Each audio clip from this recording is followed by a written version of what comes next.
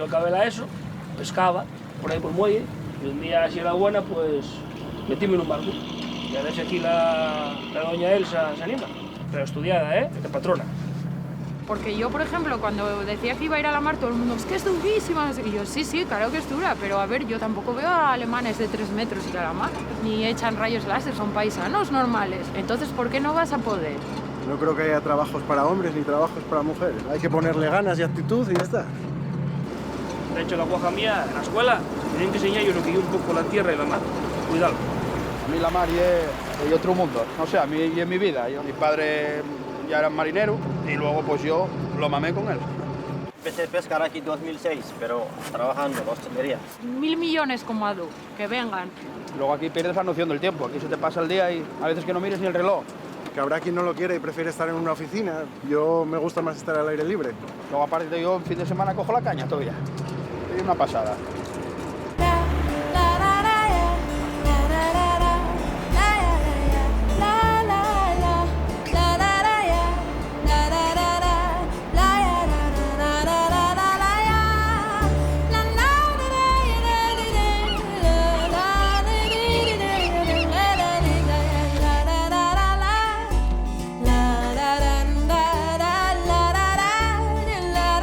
Vas a ayudarme,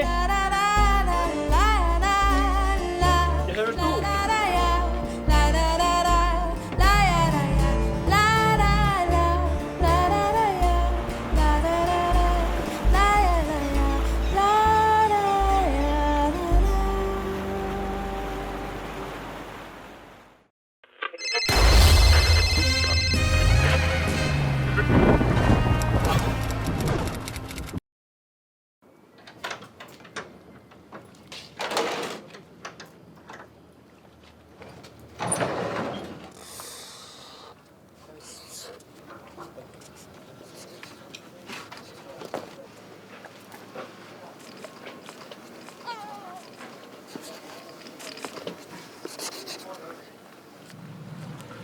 Yo acabé la ESO, pescaba por ahí por el muelle, y un día, si era buena, pues metíme en un barco. Y a ver si aquí la doña Elsa se anima. Pero estudiada, de patrona. Porque yo, por ejemplo, cuando decía que iba a ir a la mar, todo el mundo, es que es durísima, no sé qué. Y yo, sí, claro que es dura, pero a ver, yo tampoco veo a alemanes de 3 metros ir a la mar, ni echan rayos láser, son paisanos normales. Entonces, ¿por qué no vas a poder? No creo que haya trabajos para hombres ni trabajos para mujeres. Hay que ponerle ganas y actitud y ya está. De hecho, la guaja mía, en la escuela, tienen que enseñar yo lo que yo un poco la tierra y la mar. Cuidado. A mí la mar es otro mundo, no sé, a mí y en mi vida. Mi padre ya era marinero y luego pues yo lo mamé con él. Empecé a pescar aquí en 2006, pero trabajando en la hostelería. 1.000 millones como Adu, que vengan. Luego aquí pierdes la noción del tiempo, aquí se te pasa el día y a veces que no mires ni el reloj. Que habrá quien no lo quiere y prefiere estar en una oficina. Yo me gusta más estar al aire libre. Luego aparte yo en fin de semana cojo la caña todavía. Es una pasada.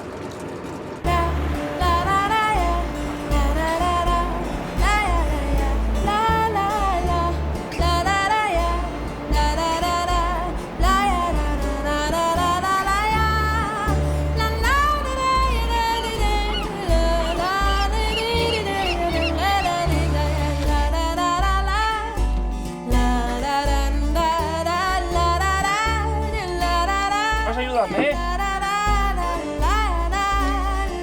¿Ya sabes tú?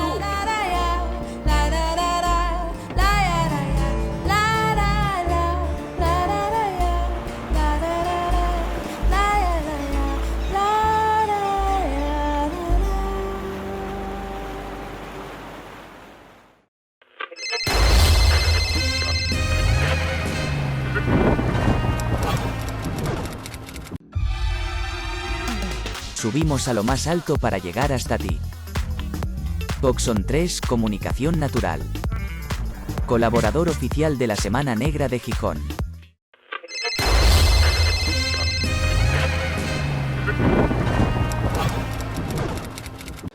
Bueno, pues buenas tardes y bienvenidos a todos y todas.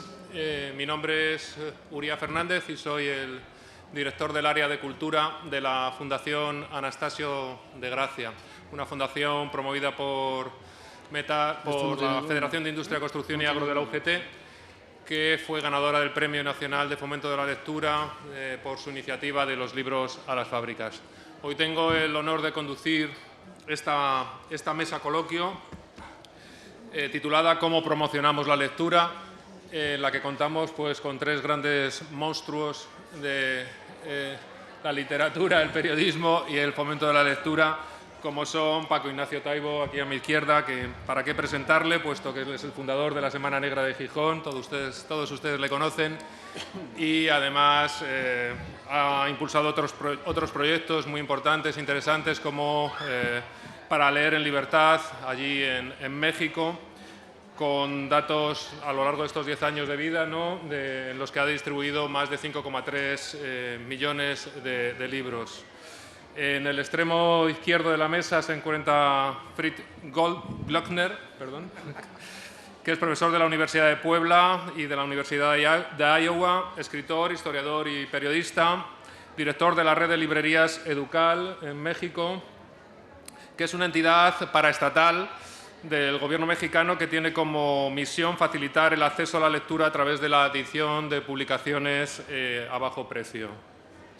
Y por último, en el centro, o más o menos en el centro, puesto que somos 4, José Manuel Fajardo, escritor y periodista, que como tal ha participado en la organización y como coordinador y asesor en ferias tan importantes del libro como la de Puerto Rico, Santo Domingo o Panamá, y que tiene también una larga experiencia en este terreno del fomento de la lectura.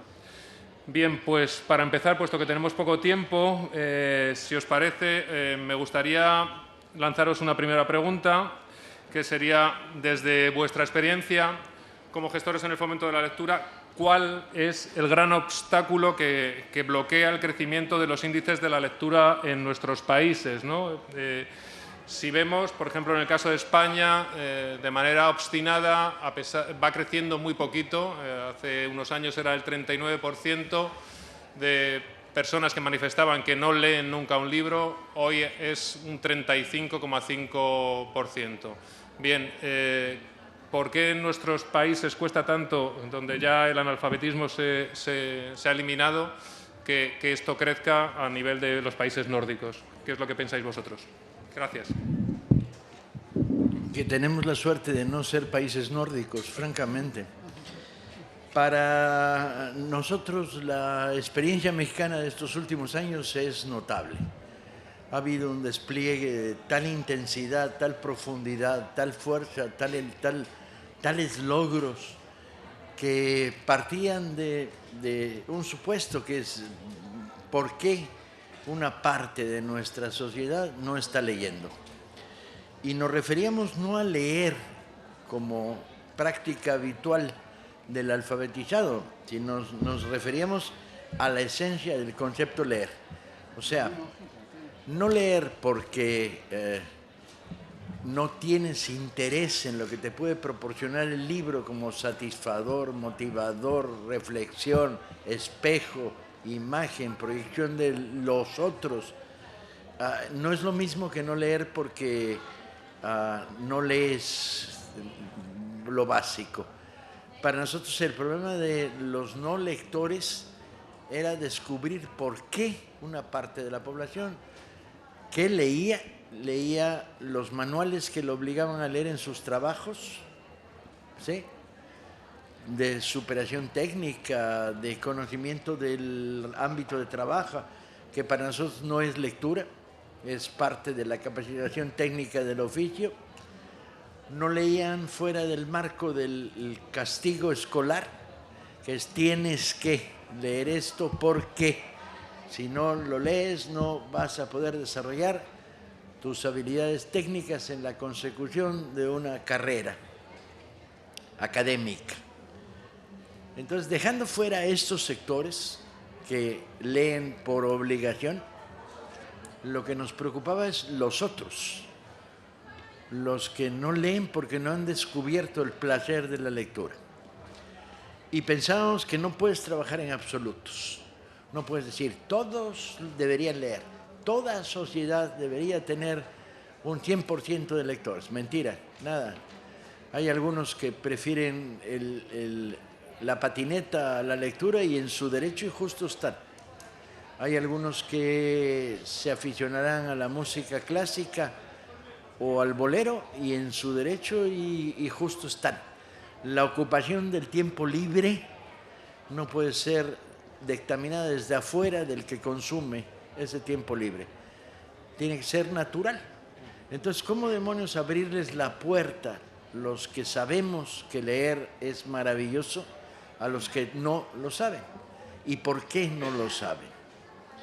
Y habíamos descubierto que había, a lo largo de muchos años de trabajo en Para Leer en Libertad, habíamos descubierto 3 factores constituyentes del por qué no saben que leer es muy divertido, que leer es apasionante, que leer es subversivo, que leer es constructor de modelos de cómo quieres ser cuando te ves retratado en el libro, que leer es informativo en profundidad, que leer es la posibilidad de ser otro, que es la esencia del fenómeno de la lectura.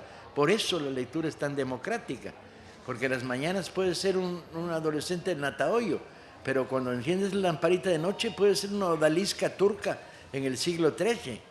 Y eso es democracia, la posibilidad de ser otros. Y sabemos que el fenómeno de la lectura por placer lo que induce básicamente es a descubrirte en otros, y en otros contextos, y en otras geografías, y en otras atmósferas, y en otros tiempos históricos. Entonces, ¿por qué?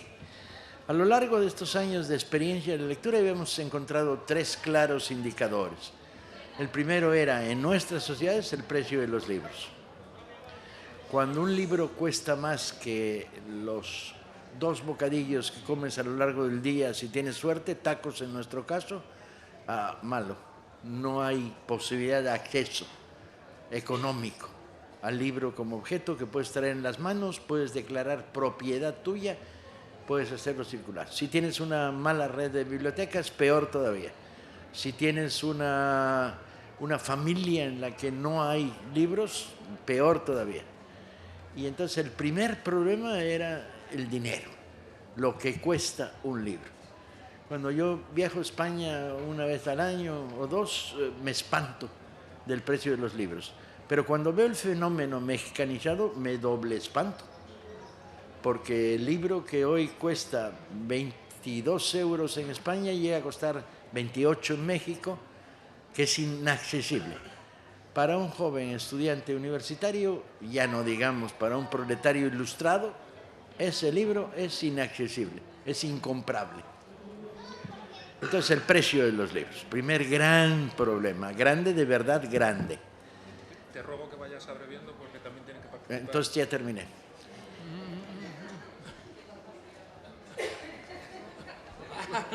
Gracias, Paco. De nada. El segundo tema, antes de que este me interrumpiera, es más complicado todavía, es un problema cultural. La librería y la biblioteca no son sujetos de contacto cotidiano. El que llega a la biblioteca y dice, oiga, tiene este libro, y lo traen mal anotado en un papel porque lo pidieron en la escuela.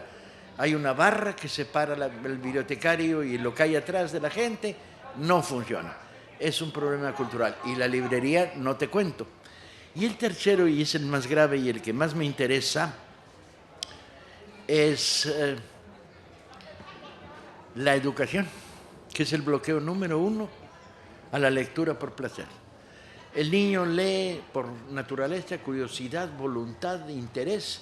Mamá, ¿qué dice ahí? Papá, ¿qué dice? ¿Ya me lo leíste? No, pero no, el patito no era verde, era rosa. Ya ayer me lo contaste mal. Hay una voluntad de encontrar el tesoro oculto que intuye en el libro que ahí está y que lo vuelve lector natural al niño. Cuando llega a la adolescencia entra al sistema escolarizado y le dicen, tienes que leerte esto, tienes que leer esto otro, para mañana y hay examen. Y se produce una carga autoritaria impositiva, cargada de lecturas obligatorias, que lo que crea es en el adolescente un sistema de bloqueo que dice leer, qué flojera, leer, qué aburrido, leer, qué terrible. Y va evolucionando en la enseñanza media hasta llegar a una universidad en la que ya no lee. Ya decidió que leer, qué aburrido, y ya es irrecuperable. No es 100% cierto, pero sí un 90% real. La enseñanza ha construido un mundo de lectores de pseudo lectores, de lectores por obligación, fragmentaria, fotocopias, pedazos, capítulos de libro y sobre todo autoritaria. Entonces, con esos 3 descubrimientos tuvimos que empezar el concepto de las campañas de lectura en México, rompiendo el precio de los libros, abriendo la biblioteca y la librería hacia la calle y diciéndoles a los adolescentes: lee lo que te dé la gana, lo que tus maestros y tus papás no te recomienden, eso es lo mejor. Y provocar a un mundo adolescente que descubre o no la lectura y que le abre la puerta. Muchas gracias, Paco. José Manuel. Sí. Bueno, yo voy quiero decir que estoy de acuerdo básicamente con lo que dice Paco. Me parece que esos son varios de los factores esenciales. Lo que voy a hacer es sumar alguna cosa más para ir completando el retrato, ¿no? Yo voy a tratar de ser breve, voy a partir de la experiencia que he tenido como director de programación y diseñador del Festival de la Palabra en Puerto Rico. Cuando creamos aquel festival, Puerto Rico era el primer festival literario que había. Allí no sabían ni cómo se hacía. O sea, yo me acuerdo que unos días antes de que se inaugurara el festival tuve que sentar a todo el equipo de gente que había ido reuniendo para trabajar. Lo senté en una terraza y le dije: ahora les voy a contar cómo va a ser el festival. Y se lo describí. O sea, les describí las carpas, los espacios, las entradas, etcétera. Quiero decir, realmente no había ninguna cultura y apenas si hay librerías en Puerto Rico. Hay poquísimas, ¿no? Entonces, 9 años después de hacer el Festival de la Palabra en Puerto Rico hay una ola de autores, ha habido un nacimiento de nuevas editoriales, han aparecido librerías, pequeñas librerías comunitarias, y ha habido un incremento espectacular de la lectura, sobre todo entre la gente más joven. Entonces, yo creo que una de las grandes herramientas para promocionar la lectura son eventos y festivales como este tipo de eventos. ¿Por qué? Porque, bueno, están esas carencias estructurales, pero estos eventos son los que permiten llevar a los ciudadanos la literatura no como un objeto de museo, no como un objeto de estudio, sino como una herramienta de su vida. En estos festivales, la mayor parte de los debates se versan casi siempre en el vínculo que existe entre literatura y vida. Hay un eco permanente de los grandes temas del momento que estamos viviendo en las mesas de debate dentro de los festivales. Y eso permite visualizar algo, es que la literatura es entretenimiento. La literatura ayuda a formarse, pero la literatura es una herramienta poderosísima para tener un criterio y para poder mirar el mundo y entender un poquito algo de lo que nos rodea y de lo que parece que se nos escapa todos los días. Con esto lo que quiero decir es que para mí hay un vínculo muy estrecho entre la formación de lectores y la formación de ciudadanos. Para mí son dos cosas que van absolutamente unidas. Un lector es un ciudadano, es alguien que quiere tener criterio y quiere tener mirada sobre el mundo. Y esa mirada se alimenta y se nutre y se fortalece a través de las lecturas que va haciendo. Que además, y encima, y en eso yo sabes que soy militante contigo, es que encima es divertido.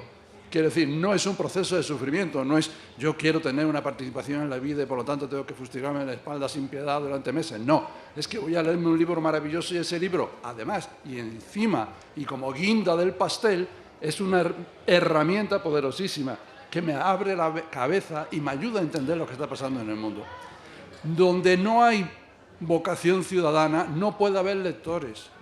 Y perdónenme esto que voy a decirles, por eso en España hay tantísima gente que no lee, porque este es un país con carencia de ciudadanía, desde hace demasiado tiempo, por desgracia. Aquí hay una parte de la sociedad que lucha por una construcción ciudadana de la sociedad española y hay un peso muerto de brutalidad de fondo que no le interesa a esa ciudadanía. Y es muy difícil movilizar esa parte, porque vienen de una educación nefasta, de una educación en la sumisión y la pasividad, que es exactamente lo contrario de lo que permite crear lectores. Entonces, ¿qué aprendimos en Puerto Rico?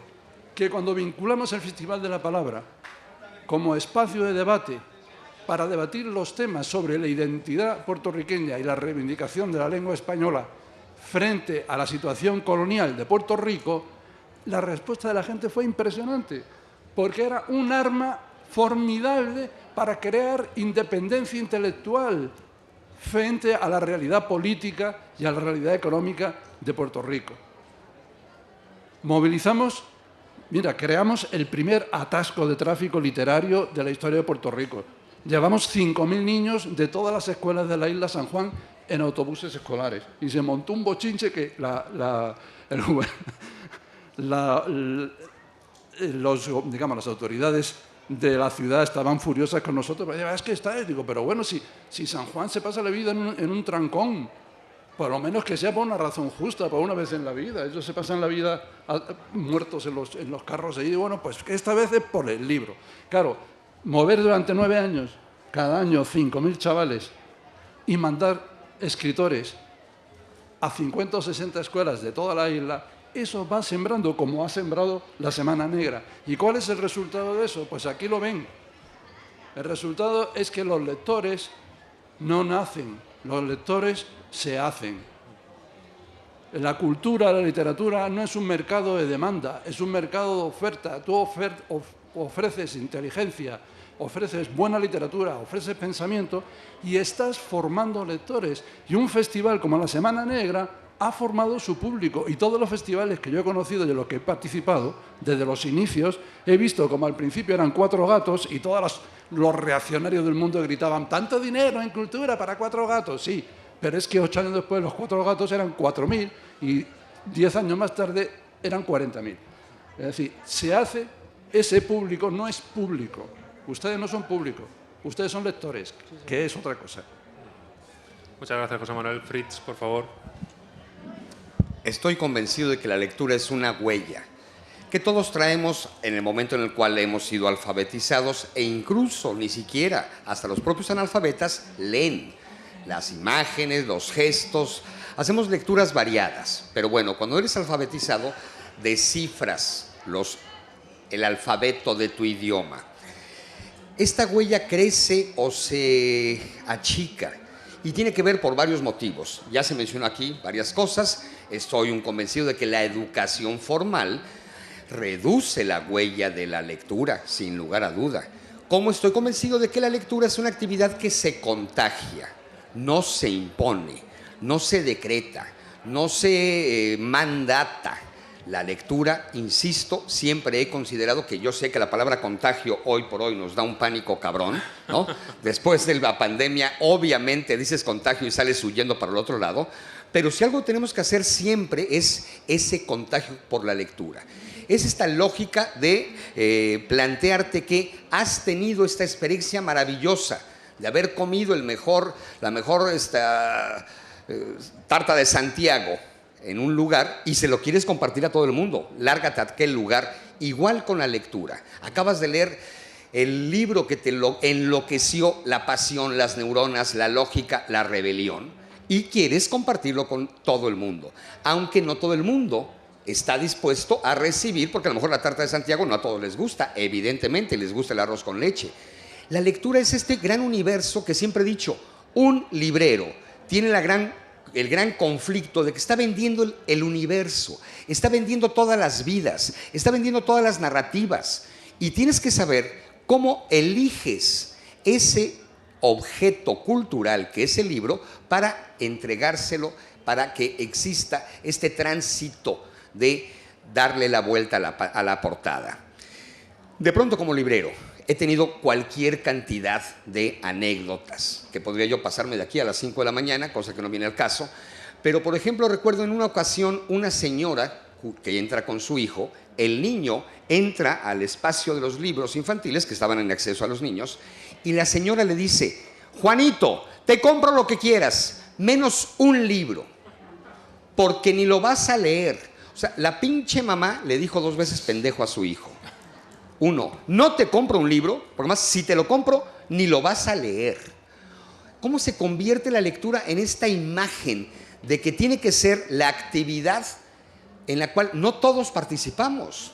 La lectura se convierte tal vez en una actividad elitista o de los nerds, los mataditos, no sé cómo se diga en España el término de matadito que decimos en México, que es aquel individuo que se la pasa leyendo y prefiere leer en lugar de ir a jugar fútbol, en la primaria, en la secundaria. Entonces te ven como ente raro si eres lector. También la propia sociedad es una enemiga y es un obstáculo de la propia lectura, porque pareciera mejor irte de botellón, dirían acá, o de juerga, diríamos en México, que quedarte a leer como adolescente. Entonces, la lectura es esta impronta social que tenemos que, y todos somos promotores de la lectura, no los que estamos aquí enfrente, todos ustedes como lectores han sido promotores de la lectura y han contagiado a alguien. Te comparto estas páginas que me emocionaron. Evidentemente, como decías, siempre he dicho, cuando entra una persona a una librería no es un consumidor ni es un cliente, es un lector que a lo mejor ni sabe que es lector. Y la función del que está al frente de la librería, que es ser librero, no vendedor, es contagiar esta posibilidad de los universos, de la rebeldía, de la emoción, de la imaginación, de la utopía, de los sueños, incluso frustrados. ¿Cuál es la bronca? Pero la lectura es esta hermosa huella que tenemos que ensanchar, que alimentar, que hacer crecer entre todos los ámbitos. Y no existe competencia por la lectura. Creo que muchas veces la televisión, hay que apagar la televisión para que la gente lea. No, no apaguen el Netflix, sigan leyendo, pero no entremos en competencia de nadie contra nadie, porque entonces colocas a la lectura en una actividad incluso exclusiva o provocas que sea el rarito el que está leyendo. Diría mi esposa hace 15 días en la Ciudad de México, la lectura es el amor de todos, la lectura es amor por uno mismo, no solamente por los otros personajes, y todos somos lectores y todos tenemos que hacer que esta huella crezca a través del contagio. Muchas gracias, Fritz. Me indican que tenemos que ir acabando muy rápidamente, en solo un minuto. Si os nombraran... Es que el tiempo es muy limitado. Si os nombraran mañana, porque hemos hablado de uno de los temas es que la lectura crea ciudadanía, ¿no? Si mañana os nombraran ministro de Cultura de cualquier país, ¿cuál sería la medida que desde la política se puede hacer para crear nuevos lectores? ¿Eso lo dices en un minuto? ¿Va? Efectivamente. Date una idea al ministro de Cultura.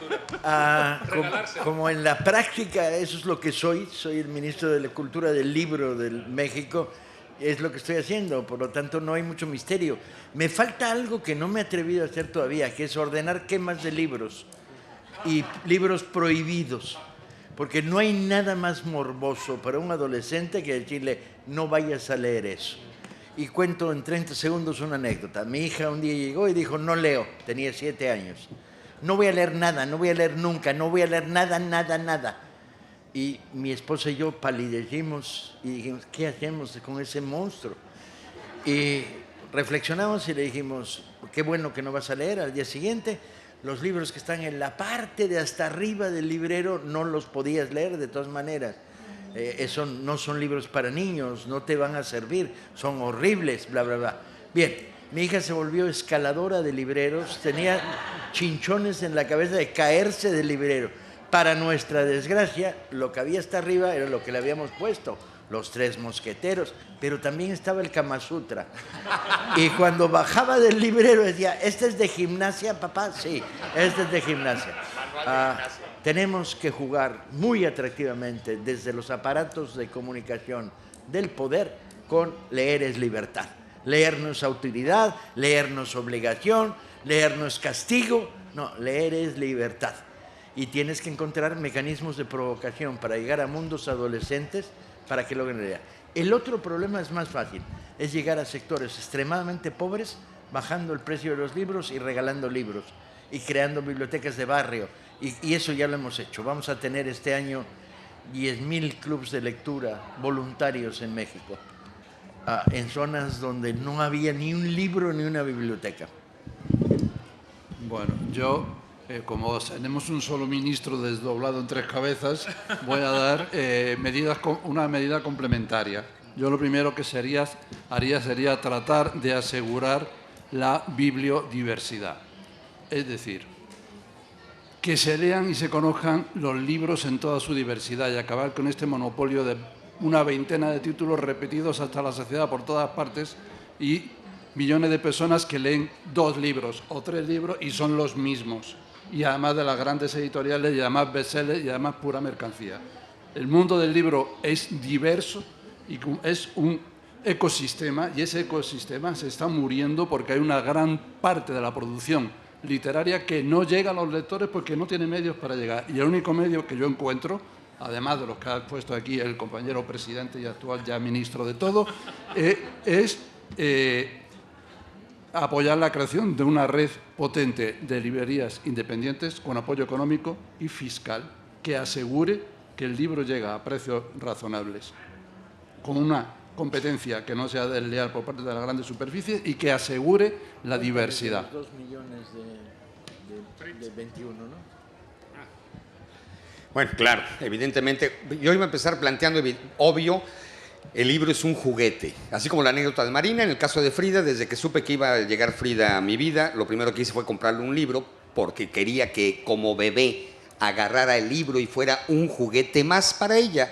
Y Cecilia me decía, lo va a romper, a huevo, que lo rompa, que lo raye, que es un juguete para ella. Y por fortuna, entre marzo y octubre del 2020, Frida leyó, en el confinamiento, Frida leyó 87 libros. Siguiente punto, como política que hicimos en México, no había necesidad de que fuéramos ministros o no, a iniciativa, el 3 de enero del 2020, se planteó la colección 21 para el 21, que era 21 títulos para distribuir en el 2021 en México. Fueron 2.100.000 ejemplares que se imprimieron de 21 títulos, 100.000 ejemplares por título, y se distribuyeron de forma gratuita por todo lo ancho y largo del territorio nacional, a través de los cadenas.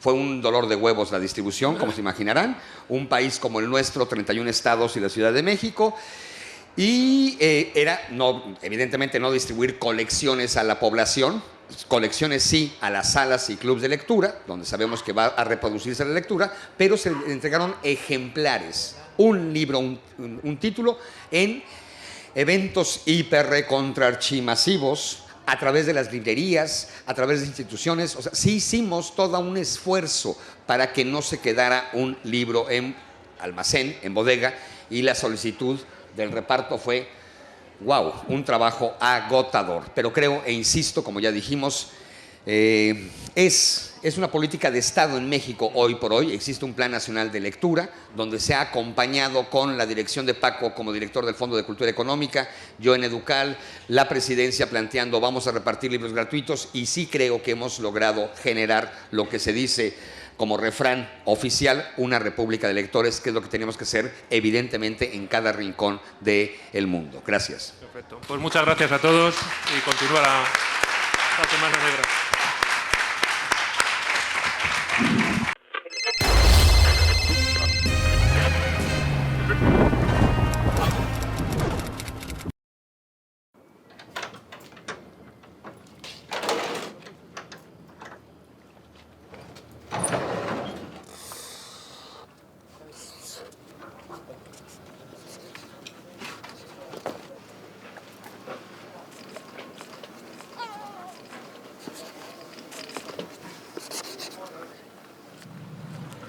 Yo acabé la ESO, pescaba por ahí por el muelle, y un día, si era buena, pues metíme en un barco. Y a ver si aquí la doña Elsa se anima. Pero estudiada, de patrona. Porque yo, por ejemplo, cuando decía que iba a ir a la mar, todo el mundo, es que es durísima. No sé qué. Y yo, sí, claro que es dura, pero a ver, yo tampoco veo a alemanes de 3 metros ir a la mar, ni echan rayos láser, son paisanos normales. Entonces, ¿por qué no vas a poder? No creo que haya trabajos para hombres ni trabajos para mujeres. Hay que ponerle ganas y actitud y ya está. De hecho, la guaja mía, en la escuela, tienen que enseñar yo lo que yo un poco la tierra y la mar. Cuidado.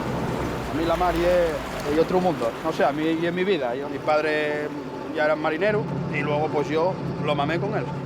Empecé a pescar aquí en 2006, pero trabajando en la hostelería. 1.000 millones como Adu, que vengan. Luego aquí pierdes la noción del tiempo. Aquí se te pasa el día y a veces que no mires ni el reloj. Que habrá quien no lo quiere y prefiere estar en una oficina. Yo me gusta más estar al aire libre. Luego aparte yo en fin de semana cojo la caña todavía. Es una pasada.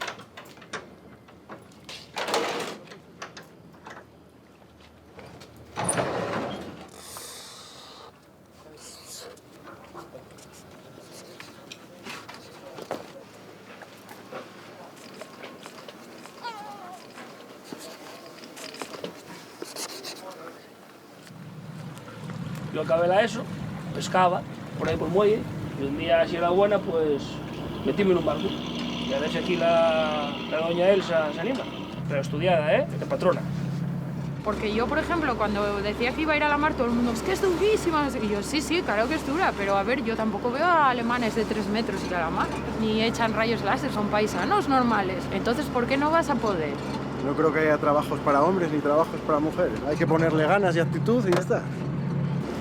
De hecho, la guaja mía, en la escuela, tienen que enseñar yo lo que yo un poco la tierra y la mar. Cuidado. A mí la mar es otro mundo. No sé, a mí y en mi vida. Mi padre ya era marinero y luego pues yo lo mamé con él. Empecé a pescar aquí en 2006, pero trabajando en hostelería. 1000 millones como Adu, que vengan. Luego aquí pierdes la noción del tiempo. Aquí se te pasa el día y a veces que no mires ni el reloj. Que habrá quien no lo quiere y prefiere estar en una oficina. Yo me gusta más estar al aire libre. Luego aparte yo en fin de semana cojo la caña todavía. Es una pasada.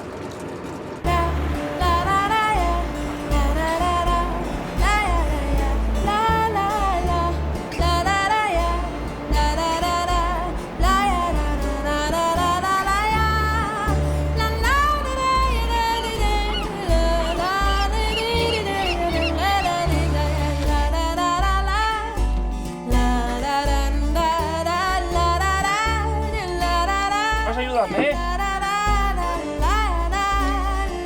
¿Ya sabes tú?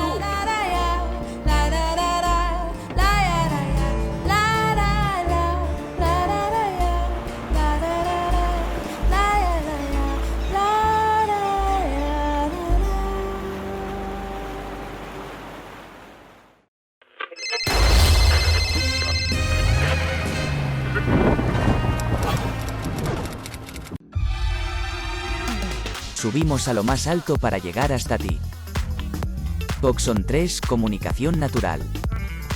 Colaborador oficial de la Semana Negra de Gijón.